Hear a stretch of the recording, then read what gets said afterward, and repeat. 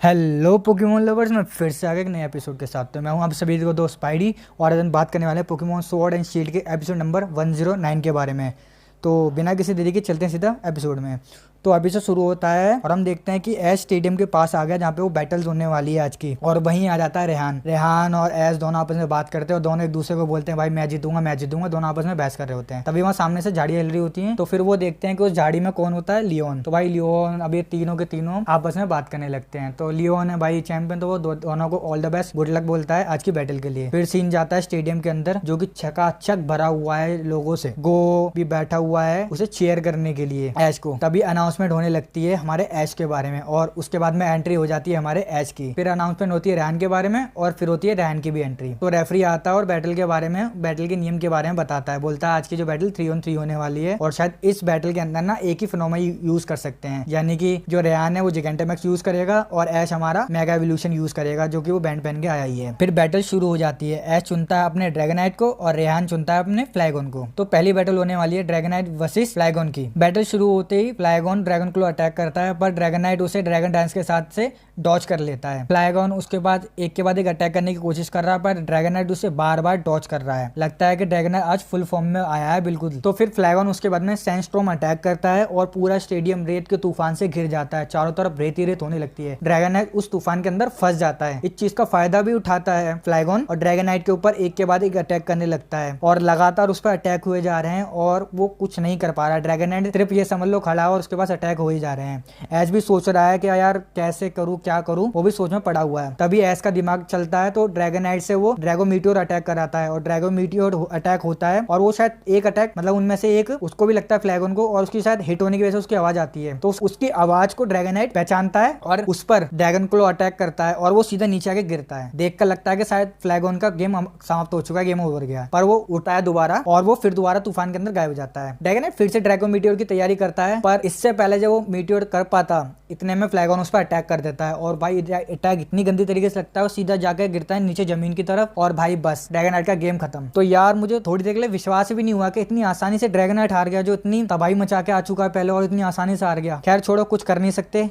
फिर ऐश बुलाता है अपने गेंगार को। मैदान में होता है, सैंडस्टॉर्म चल रहा होता है, उसके अंदर गेंगार ही फंस जाता है। फिर गेंगार के साथ भी वही होता है जो ड्रैगनाइट के साथ हो रहा था। एक के बाद एक अटैक हो जा रहे हैं, गेंगार कुछ नहीं कर पा रहा। ऐश को जल्दी इस सैंडस्टॉर्म से बचने का कोई रास्ता ढूंढना पड़ेगा वरना बहुत ज्यादा देर हो जाएगी और मुझे लगता नहीं है कि ज्यादा देर गेंगार सर्वाइव कर पाएगा। फिर इतने में भाई एक अटैक लगता है गेंगार के ऊपर और भाई वो जमीन पे आगे नीचे गिर जाता है। उसकी हालत देख के लग रहा था भाई गया, गेंगार का भी गेम ओवर हो गया। दिखे सब नजरों पे घूरे जा रहे हैं कि शायद उठ जाए। गो भी हैरानी से देख रहा है। थोड़ी देर बाद हिम्मत करके गेंगार आखिर उठ ही जाता है। इस बैटल को देख के थोड़ी देर के लिए मेरी सांस से रुक के कि यार क्या हो गया है, बताओ गेंगार भी कुछ नहीं कर पा रहा है। तो रेहान ऐसे बोलता है तुम ऐसे जीत नहीं सकते, तुम मुझे नहीं हरा सकते, मैं ही जीतूंगा इस बैटल को और तुम इस बैटल में मुझे बिल्कुल नहीं हरा सकते। और तुम कैसे जीतोगे इस बैटल को, तुम जीत नहीं सकते, मैं ही बनूंगा, तुम्हें हराऊंगा भी और मैं ही यहाँ का चैंपियन बनूंगा। तो ऐश बोलता है मैं नहीं हार सकता, मैंने बहुत मेहनत करके, बहुत टाइम से, बहुत लंबा सफर करके यहाँ तक आया हूँ।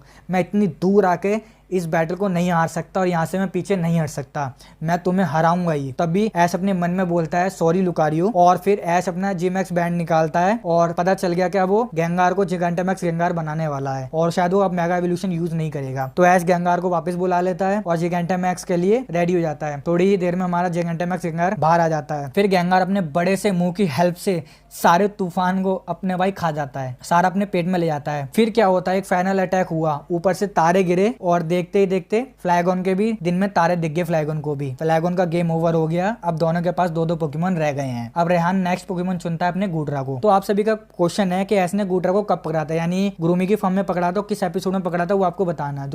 जो भी सही आंसर देगा उसको नेक्स्ट वीडियो में फीचर कर देंगे। तो चलते हैं सीधा एपिसोड में। रेहान बोलता है तुम सैंडस्टॉर्म को तो रोक लिए, अब इसे कैसे रोकोगे। तभी भाई गूड्रा बारिश करा देता है पूरे मैदान के अंदर, पूरा मैदान में बारिश होने लगती है। तो भाई रेहान सही मौसम का फायदा उठा रहा है, मजे ले रहा है मौसमों के साथ में। पहले रेत का तूफान और अब बारिश। गूड्रा आते एक थंडर बोल अटैक लगाता है, उसके बाद में सर्फ अटैक करता है, इसके बाद भी नहीं रुकता, उसके बाद में वो हाइड्रो पंप अटैक करता है। 3 अटैक लगातार हिट होते हैं गेंगार को। ऐश को लगता है कि यार अब नहीं हो सकता, मुझे गेंगार को बुलाना पड़ेगा। पर गेंगार को वापस बुलाना चाहता है पर गेंगार नहीं आना चाहता। भाई वो मना कर देता है, वो उसे अभी भी बैटल करनी है। तो भाई ऐश के पोकेमोन में हमेशा कहा है जिद्दी है, जब इन्हें लड़ना होता तो भाई इनको कोई नहीं सुन सकता, इन्हें तो बस लड़ना ही लड़ना है। फिर गूड्रा एक और सर्फ अटैक करती है पर इस बार गेंगार अपनी जीप की मदद से उसे रोक देता है। ऐश बोलता है भाई एंड करो उस गेम को। फिर आसमान से तारे गिरते हैं सीधा जमीन पर और गूड्रा भी उतने में ही हाइड्रो पंप अटैक कर देता है जो गेंगार को हिट होता है। दोनों के अटैक एक दूसरे को हिट हो जाते हैं। चारों तरफ धुआं धुआं जाता है, वो भी गुलाबी गुलाबी धुआं हो जाता है, कुछ नहीं दिखता। जैसे धुआं हटता है और हम देखते हैं कि भाई दोनों का गेम ओवर हो चुका है, दोनों ही पोकेमोन अब खड़े नहीं हो सकते, लड़ नहीं सकते। तो भाई ऐश का गेंगार हारा तो, बट एक साथ दो पोकेमोन को लेके मरा है। गेंगार ने जबरदस्त अपना परफॉर्मेंस दिया है भाई, हारा पर दो पोकेमोन को लेके गया। तो मैं तो इसकी परफॉर्मेंस से काफी ज्यादा खुश रहा हूँ। तो अब दोनों के पास एक एक पोकेमोन रह गए हैं। रेहान अपने नेक्स्ट पोकेमोन यानी फाइनल पोकेमोन को डुलाडोन को बुलाता है और ऐश अपने लुकारियो को बुलाता है। अब रेहान बिना किसी देरी के डुलाडोन को वापस बुलाता है और जिगेंटामैक्स करने के लिए रेडी हो जाता है। भाई कोई देरी नहीं कर रहा, सीधा उसे जिगेंटामैक्स फॉर्म में लिया है। अब चाहता है रेहान जल्दी जल्दी खत्म करे। तो लुकारियो डबल टीम अटैक करता है और ऐसा लग रहा है जैसे कि आज चारों तरफ से चींटी घूम रही हो, कुछ नहीं कर पा रहे, बहुत छोटा सा लग रहा है लुकारियो। लुकारियो उसके बाद में दो ऑरा स्पेयर भी अटैक करता है। वो दोनों ऑरा स्पेयर अटैक उसको कुछ नहीं बिगाड़ पाते डुलाडोन को, ऐसा लगता है कुछ नहीं हुआ से। डुलाडोन एक अपना अटैक करता है जो लुकारियो को हिट होता है और उसे डैमेज भी पड़ता है। फिर डुलाडोन एक और अटैक करता है जो लुकारियो को चारों तरफ से घेर लेता है, फंसा लेता है। रेहान देख के कहता है अब तो ये गया, पर रेहान जब ऐश को देखता है तो ऐश बिल्कुल शांत खड़ा है। थोड़ी देर रेहान भी सोचने पता क्या हुआ, पर हमें पता चलता है कि ऐश ना लुकारियो से बात कर रहा है अपनी उन